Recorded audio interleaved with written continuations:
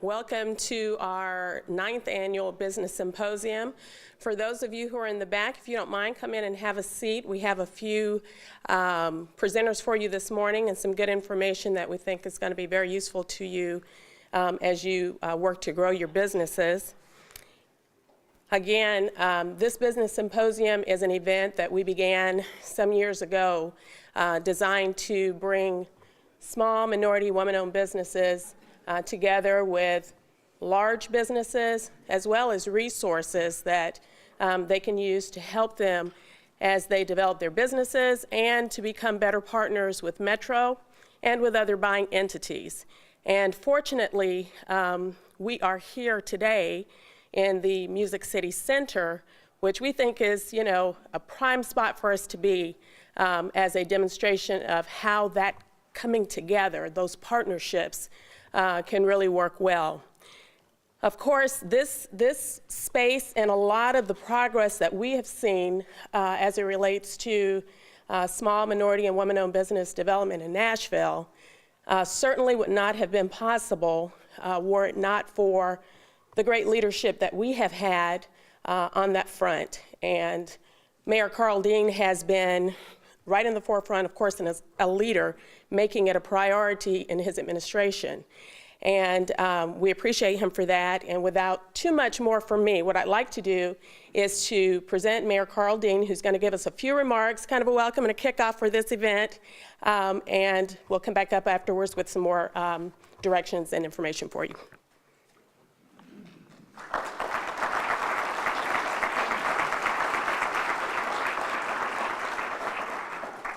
Well, thank you, and good morning to everybody. This is a great place to hold this business symposium, and I really appreciate the efforts of the Business Assistance Office in putting this together.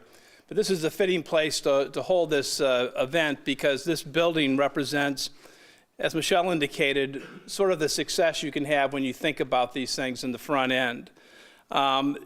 This is a big project, and we went into the project setting goals for ourselves where we wanted to see 20% participation in this building in terms of its construction of small and disadvantaged businesses. And at the completion of the building, we were well above the 20% goal, I think somewhere in the 27% area. And a total of $133 million was spent on this project with DBE firms. And on top of that, you had the Omni, which came in on their own and agreed as part of our arrangements with them to also set a 20% goal, and they're on track to hit 30%, which shows you what the private sector can do also. And this sort of success is not really, obviously doesn't occur by accident. We work very intentionally to promote the inclusion of small and disadvantaged businesses in the project to build the convention center, just as we have with Metro procurement since implementing the procurement non-discrimination policy in 2007. It has been one of the priorities of my administration as mayor, and it's actually, I've been mayor now for 6 years, and it's great to see something that you worked on in the early part of the first term coming to fruition. When I came into office, we had done in the prior years 2 disparity studies on procurement that indicated that there were disparities. And so we wanted to go about actually implementing something to change that. And so we created this program, and the results have been very impressive, and it's a compliment to the business office and to our Metro purchasing for getting this done. During fiscal year 2012, Metro Nashville spent just over $182 million with small and disadvantaged businesses, which represents 30% of the total dollars spent. So that's $182 million, 30% of dollars spent in 2012. You compare that to 2007 when we came into office and we started the procurement non-discrimination program. The total going to DBEs was 17%. So it's essentially been doubled over the course of the last 6 years. And I still think we have work to do. One of the things that's exciting, I think, about the next 2 years is to see what we can do when we're not in the middle of a recession. I think the whole period from '08 to certainly '11 We were feeling the effects of the recession. Now there's a lot of things going on in the city. This is a good time for us to continue these efforts, and we've made a commitment to continue to see these numbers increase and to do the best we can to make sure everybody's included in what the success of Nashville as a city. So I saw your agenda. It's going to be a good day today. Hopefully you'll hear about some interesting metro projects, and you know, you have our commitment that we want to work with you. We want to see the city, again, everybody rises together. We're all in this together. It's a great city, and I thank you for being here. Have a great day.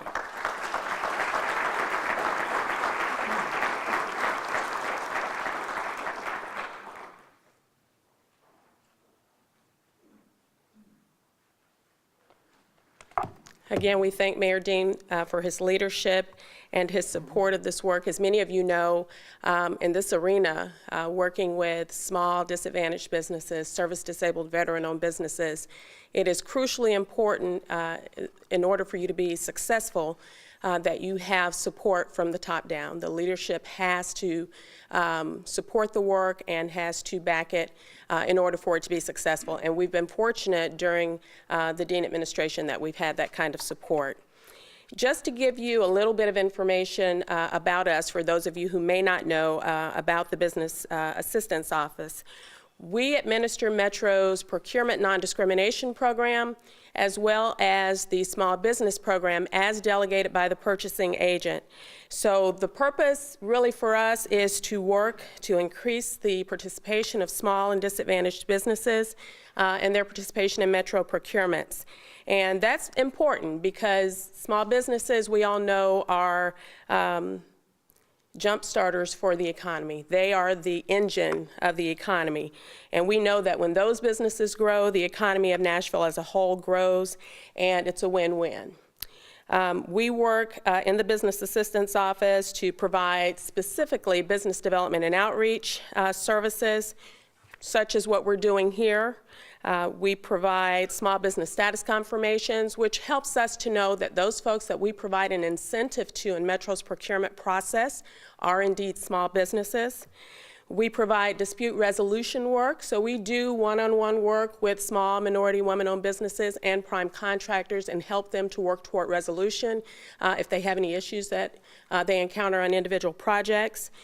We do contract compliance monitoring, and I think that that is probably one of the activities that folks are least informed about. So when you are included as a small business, as a minority or woman-owned business in a project at, say, 15%, our contract compliance group is working with that prime contractor to ensure that what they propose, they actually achieve. And that's important, as you can imagine, to the integrity of our program. We want to make sure that if they promise to do 20%, that they actually do it and they didn't just propose it, you know, to win the project. So that's important work for us.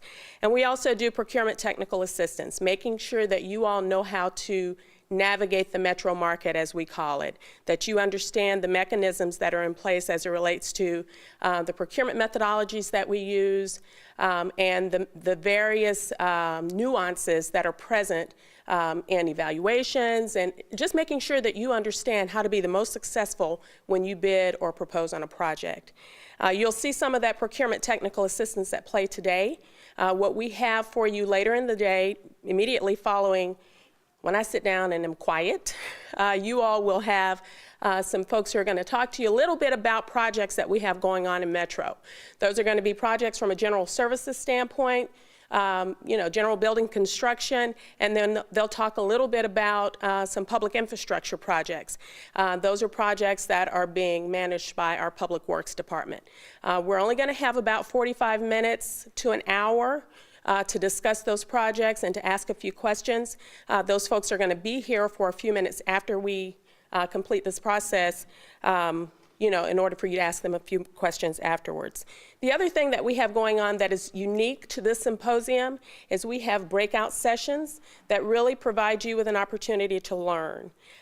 We like to bring you to the symposium and have you walk away or take away something that's useful. And I think we've all been to those, you know, trade shows or trade fairs where you kind of walk the tables, you pick up a bunch of squishy things and pens and candy, and then you get back to your office and you kind of go, what do I really, really have? You know, what do I have that's going to be beneficial to me beyond, you know, this moment and today? And so what we want to provide you with today are some training classes that we think will kind of spark, you know, some juices in you. You start thinking about some of the aspects of how you propose, how you cost estimate, how you project manage, you know, cost track and project manage projects. You know, that's important. What we hear from a lot of folks is that cash flow is an issue, that, you know, they bid on a project and they realize after it's over that they've basically not made any money on that project. And oftentimes that is a result of not really fully understanding how to estimate or not doing the best job you can do to manage that project or track the cost in that project. So we have a cost estimating and procurement processes class for you.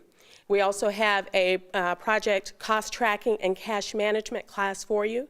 And we also have a safety and health class for you. As all the construction folks in the room know, your safety rating is important. And when you're attempting to partner with a prime, if you bring to the table a poor record, that makes you a lot less attractive. So having the information that you need to understand how to be poised and in the best position to be a successful partner is what we hope you'll take away from these classes today. Just some fast facts really quickly. These are in your program booklets. During the fiscal year 13, the Business Assistance Office received documents from 834 businesses who were seeking small business approval. Of those, 801 were either approved or renewed for approval. Those renewals are folks who've been approved, they've come back, they see the value in having that small business approval with Metro, and they've come back for renewal. Also, in FY13, as many as 472 minority and woman-owned businesses were approved with the city. So when you think about when we started this program back in 2008, we had 30 that were in the system, and we've worked that number up. We call it shaking the bushes. You know, we've worked to bring more and more minority and women-owned businesses into the fold. And I know that the program booklet says FY12, but it's really FY13. So during the last 5 years specifically, and this is important given the comments from Mayor Dean, 22.31% of Metro's total procurement spending has been with small, minority, and woman-owned businesses. That's a pretty good record. I mean, we're looking at more than 20% of our spend, of our procurement spend, being with those types of businesses, and that's the kind of record that we want to see. And during the last 5 years, Metro spent some $506 million. So that 22.31% equates to about $506 million, which is really not anything to cough at. I mean, we continue to work to improve that number, but we're satisfied with the increase in percentage. So in 2007, we saw roughly 17% of Metro spending with those same kinds of businesses. In fiscal year 2012, we're looking at 30%. So that's a significant increase from before Mayor Dean came into office to today. Okay, so without much more of my talking head up here, I would like to take just a few minutes to ask you to recognize folks who are in the room that you see with these little blue name tags on. Those are folks who are in the procurement division. The head of that division is Jeff Gossage. Wave your hand back there. So everybody, and when this is over, run up to Jeff and ask him all your questions. Jeff is the purchasing agent for Metro Nashville, and he has also been supportive of our work. We work very closely. We talked yesterday about our honeymoon phase being over because we've worked together now for 6 years, I guess. Jeff provides the leadership that we need in our division to make sure that these programs are successful. We tell people also that the small business program is really his, but he gives it to us. He's delegated it to the Business Assistance Office. So we also have with us Jeff Roberts. If you'll raise your hand, Jeff. Jeff is the assistant purchasing agent. So if Jeff Gossage has a line of people and you can't get to him, go to Jeff Roberts. Jeff is relatively new to us. He comes from the state of Tennessee, where he worked there for 55 years, was it? for about 30 years. So he brings a wealth of knowledge as it relates to government activity. And he's bringing a breath of fresh air to us in Metro purchasing and procurement to help us kind of look at how we're doing things, how we've been doing them, and identifying some ways that we can do things better. We also have with us from the Business Assistance Office, Joanne Carr, Deborah Robinson. Judy Cantlin is out front at the registration desk. She is the point of contact that many of you come in contact with. We have Brian Gleason, who manages our contract compliance activities. There are several contract specialists who are in the house today, and we appreciate them being here supporting this work. Rick Brown, Terry Troop, Sarah Sloan, a lot of folks who are here. So look for the little blue name tags. And as you see those folks, feel free to ask questions and feel free to, introduce yourself and make yourself known to those folks. Okay, having said that, what I'd like to do is to kind of move us into the next section of our program today, and that is our capital projects forecast. And I'd like to ask Laura Burton and Billy Davis if they would come to the front.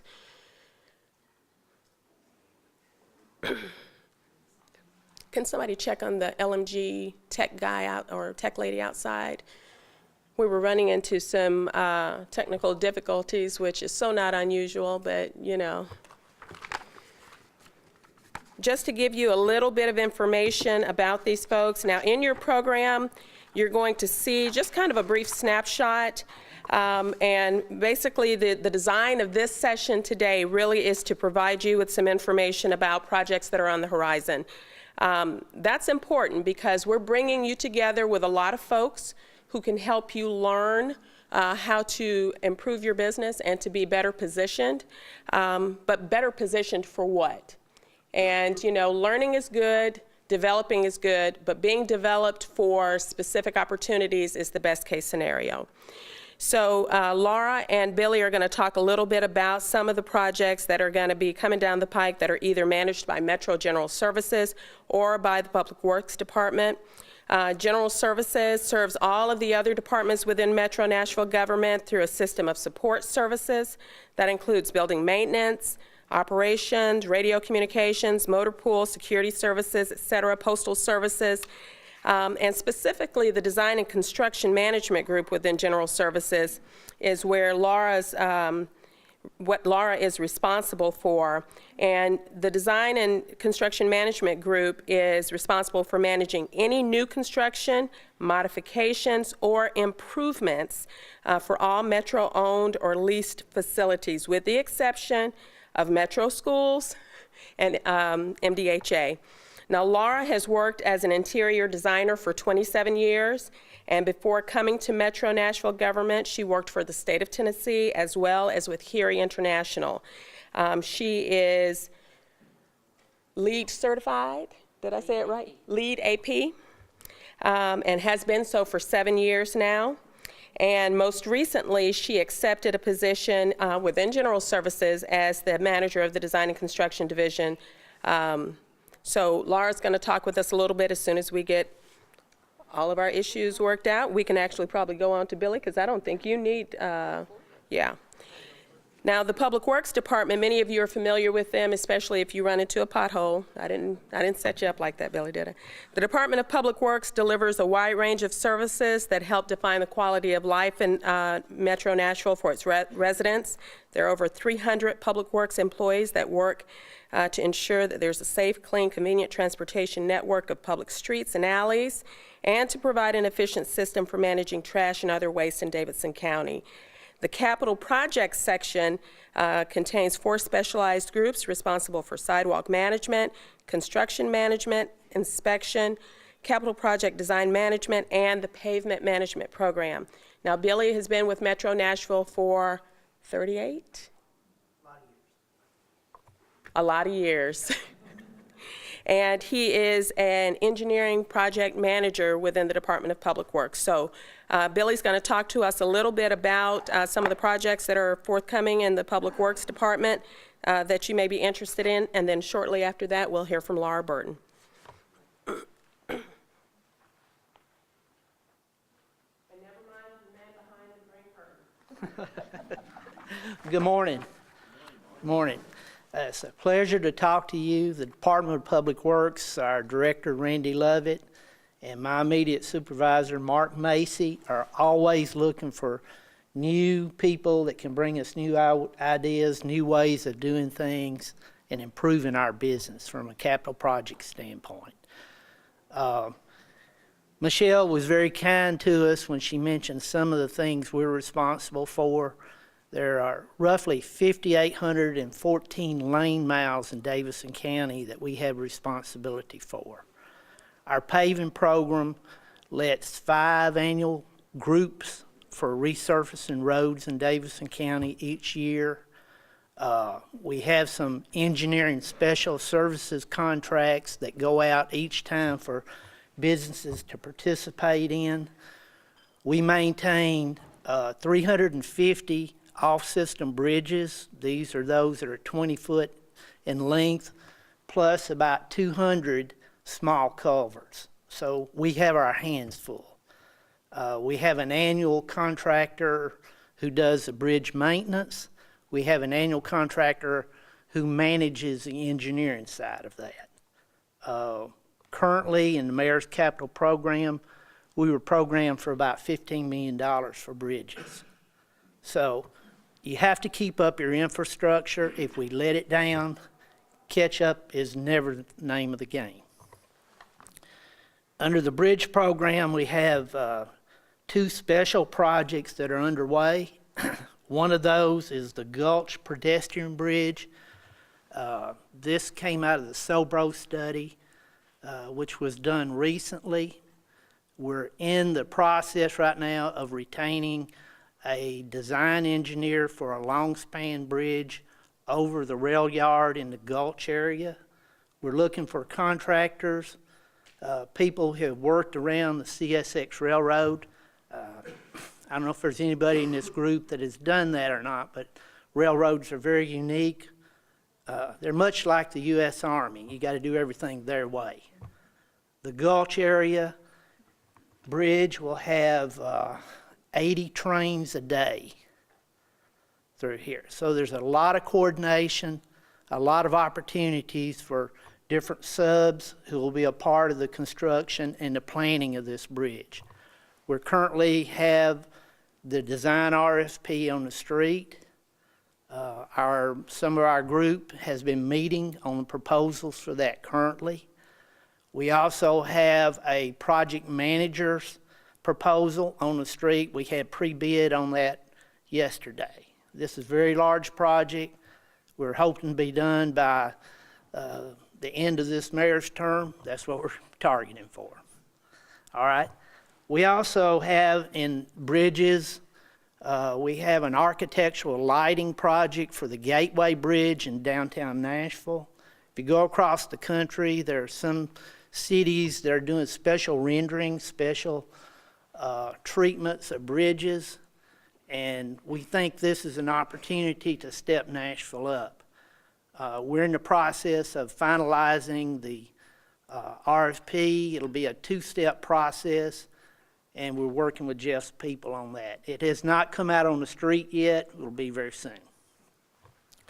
Other projects in our bridge program, as I mentioned, we have a lot of small culverts out there that we have to replace. I mean, you got all the big stuff. Everybody likes the big stuff. It's always the little projects that create problems for you. The little projects, remember, we had to have subcontractors and people who do traffic control, people who do flagging, concrete suppliers, people of that nature.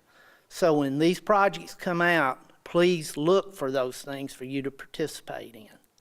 We generally provide state specs. In other words, we use AASHTO and Tennessee Department of Transportation specs so the contractors know the standards that we're working off of.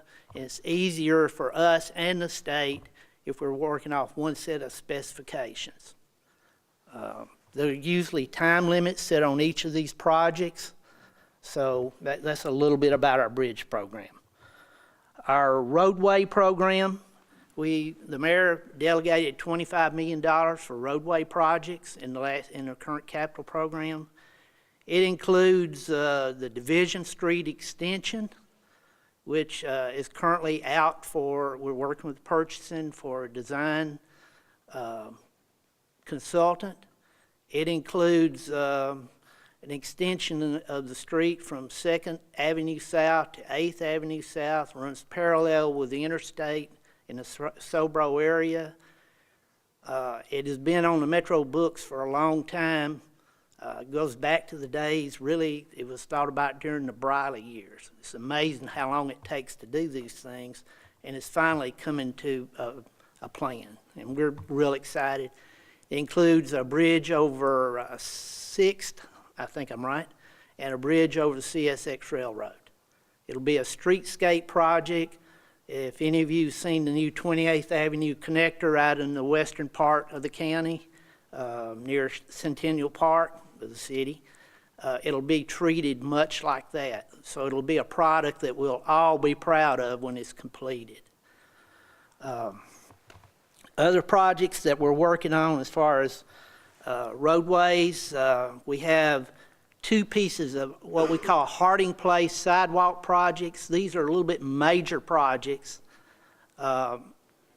in southeast Davidson County.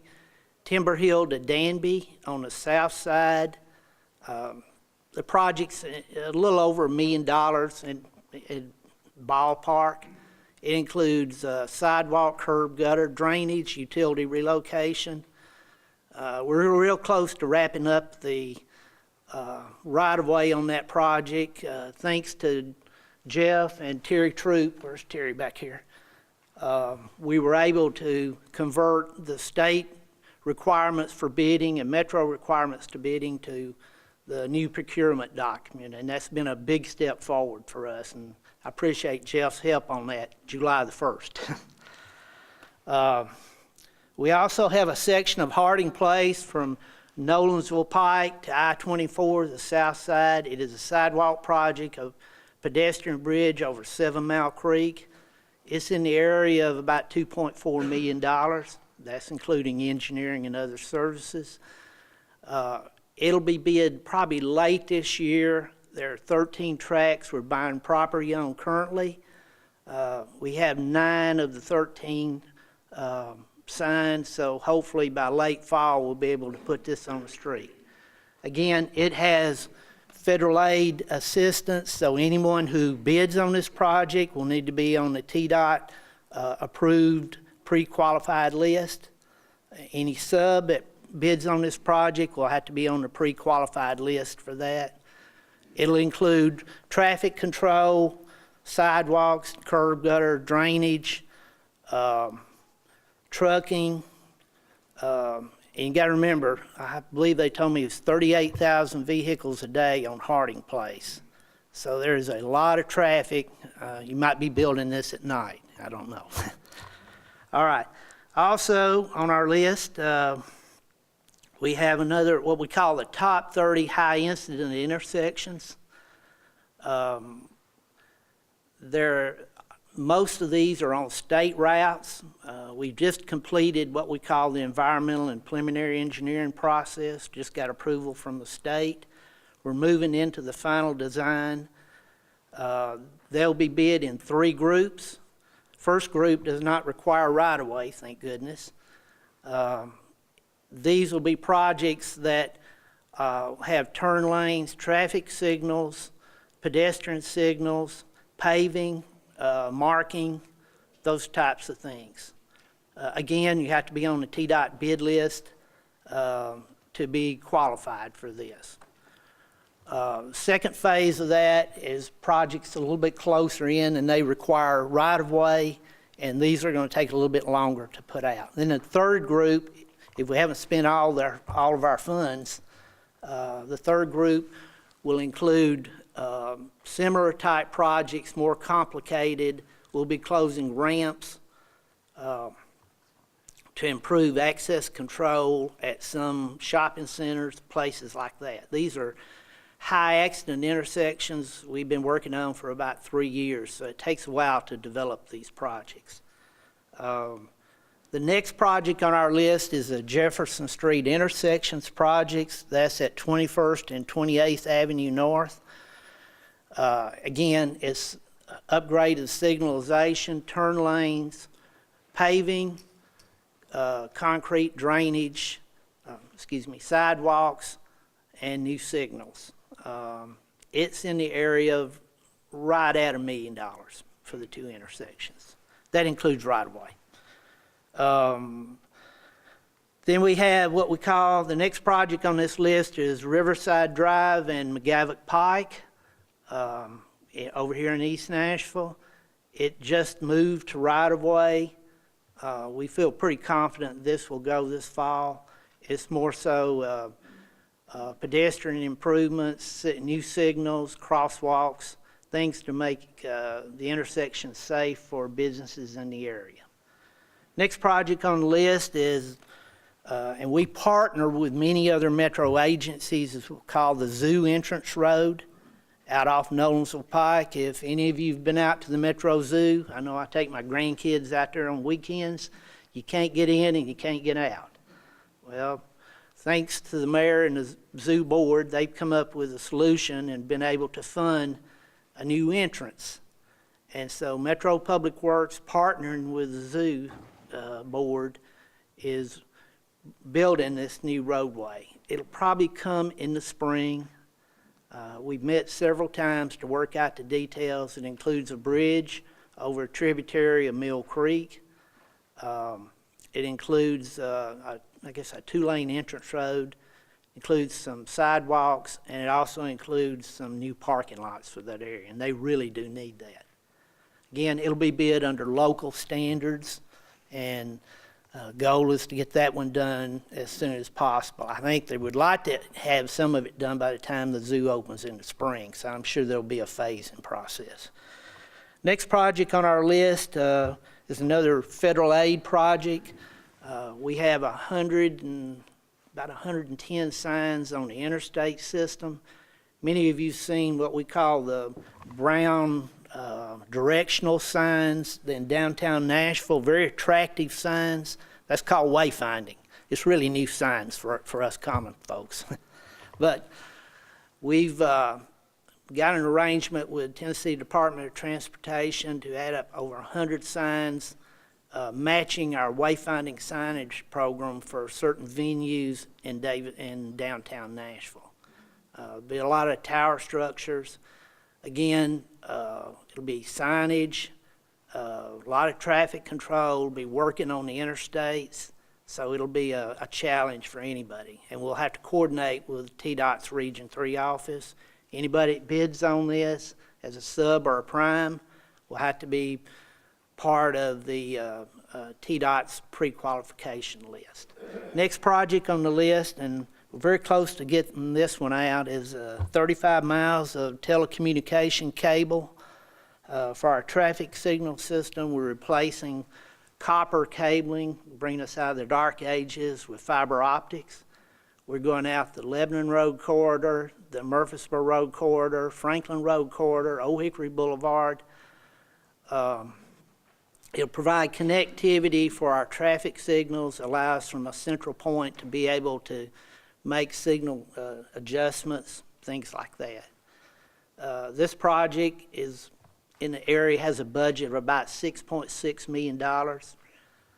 It's under the federal aid process. If you're going to bid on this, it will have, you have to be on the state pre-qualification list. There'll be a lot of work in arterials, so there'll be a lot of traffic control. You'll be hanging a lot of aerial communication cable on either NES or Bell South poles. There's a little bit of underground. Most of this is aerial. While we're talking about that project, we're in the process of awarding a construction, engineering, and inspection contract. We've been working with purchasing on that, Terry Troop and Jeff. And that was just recently awarded to a firm. We've given the list. We're working through the state process on that. This firm will have the responsibility for oversight of what we call make-ready engineering, and they'll be responsible for supervising the construction and keeping up with the records on a day-to-day basis. Finally, a couple of other projects. We're in partnership with the Metro Transit Authority on the development of the AMP project. As most of you know, on West End Boulevard, from West End Harding Road, from White Ridge Road, back through downtown, going up Fifth Avenue to the new transit center. From that point, it goes back across Woodland Street to East Nashville. It goes down it goes up South Fifth, goes north, and then goes out Main Street and terminates near the East Lit project. Public Works is responsible for the streetscape, for the drainage. We have responsibilities for improvements to the finger streets. These are the side streets where people would come in that live in the community. So that's where we're at. Currently, and some of you may be interested in this, MTA has the final design engineering services RFP on the street. FTA, Federal Transit Authority, approved the advertising of that project. So we're partnering with them because we have responsibilities for the street construction. We have another governmental partnership some of you may be interested in with the city of Brentwood. We are retiming, or what we call signal optimization, of about the number I think is around 40 traffic signals. About 15 to 16 are in Davidson County along Old Hickory Boulevard from Edmondson Pike to Granny White Pike in that corridor. And then the rest of the signals are all in the city of Brentwood. But both governments felt like it was in our interest to try to move traffic better out there, to time our signals and come up with new timing plans. This is something you need to do about every 2 to 3 years. We just completed 300 signal timing, what we call signal optimization plans, and implemented them on 300 sites on signals in Davidson County. So we know this works. It keeps from you and I sitting in traffic very long. The other project that we're partnering with, we were just awarded 3 new federal aid sidewalk projects, another section of Harding Place from Timber Hill to Nolensville Pike. The second one's on Dickerson Road from, let me think just a minute, it's near Swab School, out to Trinity Lane. It's a continuation. If you know where MDHA installed the Buffalo a few years ago, it's a continuation of that project. So we look forward to moving forward on that one. And then the third project is actually in the Donaldson Hermitage area. We have a section of sidewalk that runs from McGavock Pike to Old Lebanon Road. It'll be on the north, let me get my bearings, the north side. All of these projects total about $12 million. They will take several years to develop. Each one of them require right-of-way. We probably expect to have an agreement with the state probably the first quarter of next year. And then once we get under contract with the state, then we'll come in and ask for an engineering services contract for preliminary engineering, surveying, and design. And so that'll be our first step. There'll be opportunities for you guys to participate. I've probably gone through a lot of things. I apologize for not having a PowerPoint presentation, but it's kind of handed to me at the last minute here. But if you have questions, I can line you up with the project managers on any of these projects, and we look forward to having new people participate anytime. Michelle's group has helped us over the years. We just completed Korean Veterans Boulevard out here. We're extremely proud of that. It's about $11 million project, a lot of utility work, about $5 million in federal funds, and we completed it on time and ahead of schedule. So we're really proud of that. We Mr. Lovett and Mr. Macy, that's our goal with all the other projects that I mentioned on this list. I hope I've given you a little bit of information, and we'll go from here. Thank you.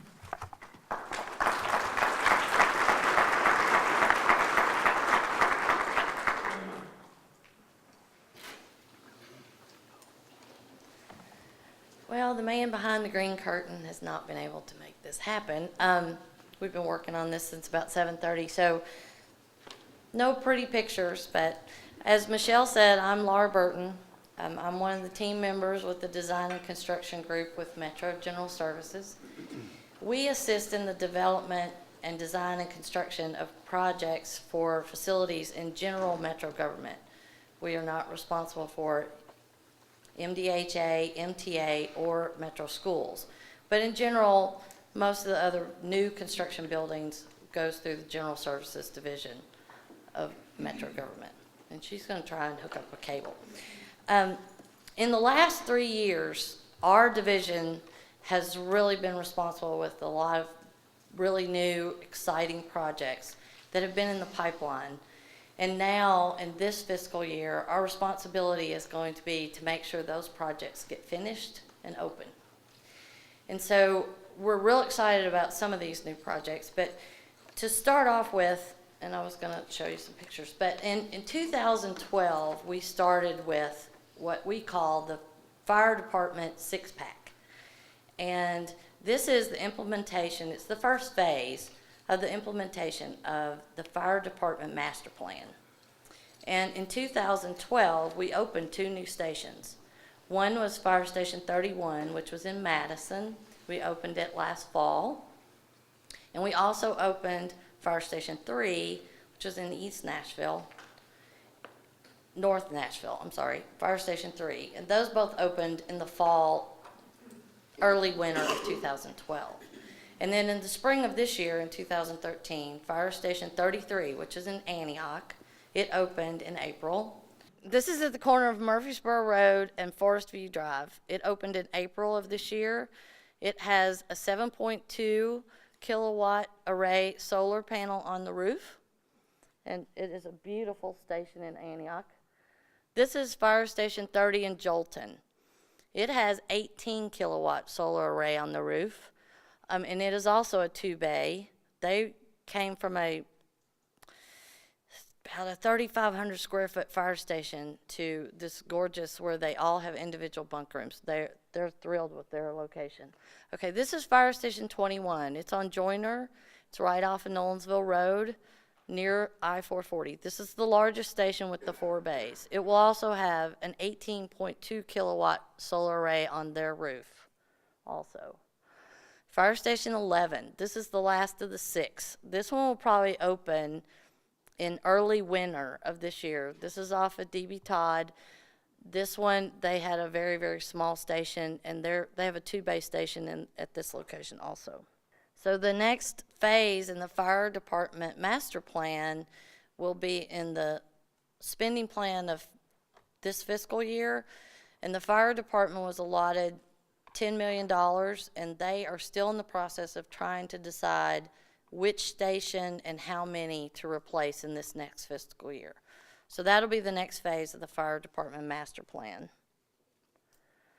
This is the Madison Police Precinct at the Myatt Drive project. On the first floor will be the Madison Police Precinct, and the second floor is the new crime lab. This is a really nice project for the police department. They currently don't have a crime lab. They use the TBI crime lab. And so they're real excited. It's a beautiful facility. It's a very large facility. See how big that is? To the right is where MTA's office is, and then that front building will be the Madison Police Precinct and the crime lab. And the MTA has half of that warehouse space in the back for their buses. This is Highland Heights. This is a historic school in North Nashville. We have saved the historic part of the school and then are building additions on either end for that school. They have a geothermal system, and so on this end of the photograph, it's hard to see in this color, but it shows all the geothermal wells that have been drilled on that site. This is the Lentz Health. It's on Charlotte Avenue. It's going to be an awesome, beautiful building. It's right there near HCA. If y'all have ever been into the Lentz Health Clinic as it stands now, you're going to know that this is just state of the art. It's beautiful. Then we go, the Mac Douglas Head Start. This is a replacement facility. The Mac Douglas Head Start was destroyed by the flood. And so we have FEMA money and insurance money to replace this facility. This will open in November of this year. The Midtown Hills Police Precinct. This is in the Edge Hill community. And this is a section of property that the city purchased, and we tore down the beer barn, and they're going to put a police station there. There's a community garden that was actually located in the back part of the site, and we were able to move the garden and improve the Edge Hill Community Garden for them towards where the park location is. And Merle School is in your top left corner. And the Edge Hill Library is just down the street from this new police precinct. And that's what the front of the Midtown Hills precinct is going to look like. This is the Bellevue Library. The Bellevue Library is going to be on Ball Road. It's going to be right behind the Bellevue Middle School. There's a walking track in the field there right now, and we're replacing it with this brand new library. The current Bellevue Library is 5,000 square feet. This is going to be 25,000 square feet. This particular branch library is the largest collection rotating library in the whole library system, except for the main branch. But the Bellevue Library is popular and most popular and populated by more people than any other branch library. And it's going to go from 5,000 to 25,000 square feet. And they are just really thrilled.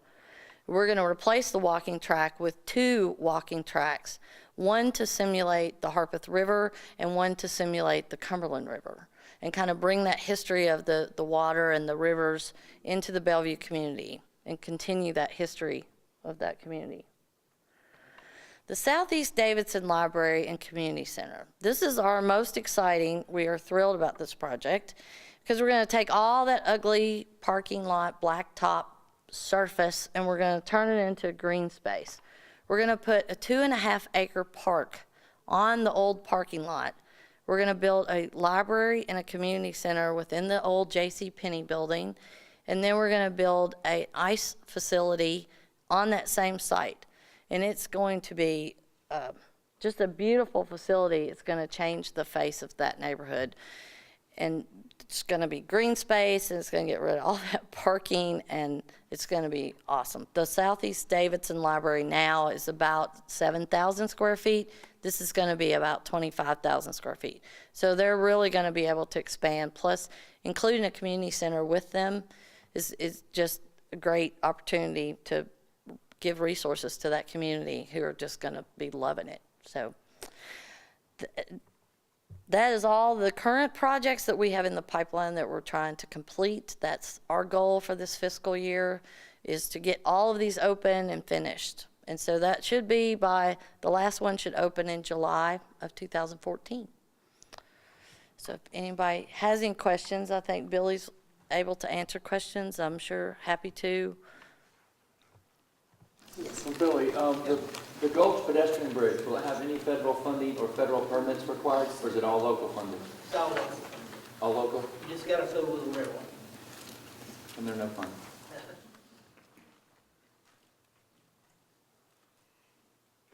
Are all of these projects already completed through design and they are in construction now, is what I'm understanding you say are? What is in the pipeline for design? The only funding that we received in this spending plan is for fire department. And we were waiting on the fire department to make a decision about locations.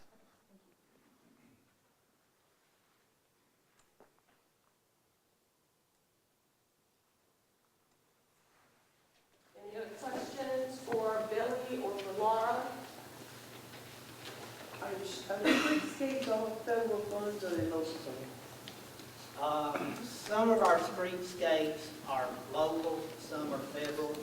The 3 sidewalk projects, the 3 sidewalk projects I mentioned at the end were federal. There is a little bit of streetscaping involved with those. The other projects that I mentioned on the list were all local. Okay. And AMP project obviously has federal transit funding in it, so it means anything we do, we have to follow the federal guidelines.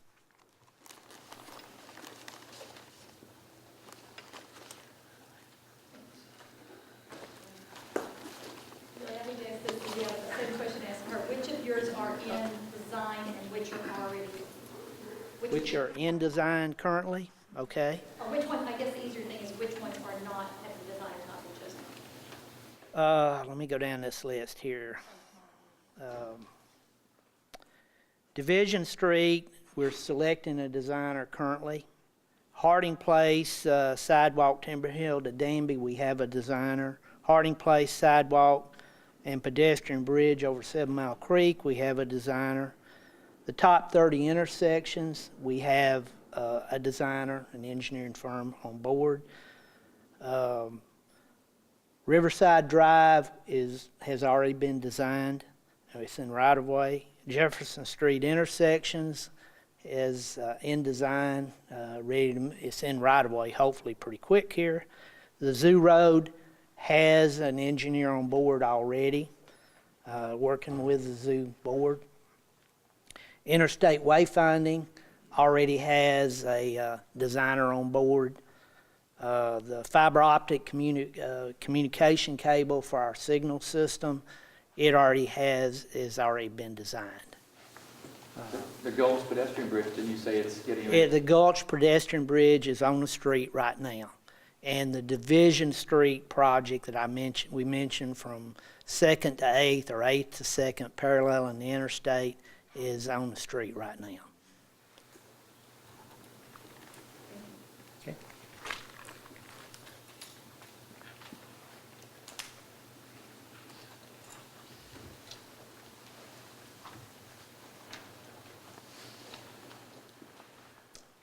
Okay, thank you very much, Laura and Billy, for that information. And again, they are both here. If you have a couple of questions you'd like to ask them offline, feel free to do that.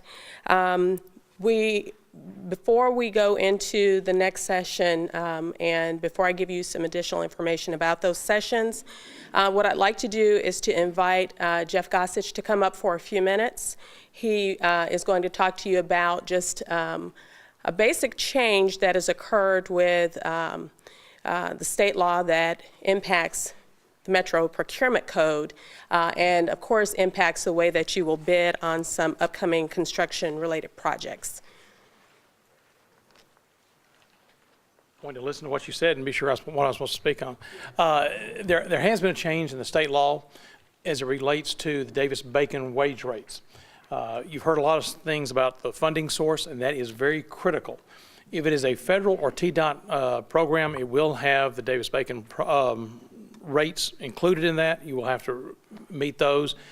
If it is just locally funded, the rates have been removed. The state has removed that requirement.